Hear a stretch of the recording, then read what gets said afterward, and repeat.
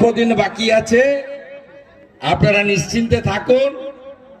যা হচ্ছে ভালো হচ্ছে, যা হবে সেটাও ভালো হবে। সবাই গীতা টিতা পড়ছেন তো? গীতার একটা লাইন মাথায় রাখবেন, ধর্ম রক্ষতি রক্ষিত। সবকিছু কিছু পাওয়ার আনন্দ থাকবে, অনেক কিছু না পাওয়ার আনন্দ থাকবে, নিরানন্দ থাকবে, কিন্তু নিজের ধর্মের সঙ্গে কখনো বিশ্বাসঘাতকতা করবেন না। তা সবাই মিলে চলুন। অনেক রৌদ্র আপনাদের এমনি মিছিল বিকেলে হয়, আমার জন্য সকালে করেছেন। কষ্ট হচ্ছে 40 ডিগ্রি সেলসিয়াস, আমরা এইটুকু কষ্ট করতে হবে আমাদের এই ধ্বজের সম্মানের জন্য, ভগবান রামচন্দ্রের জন্য।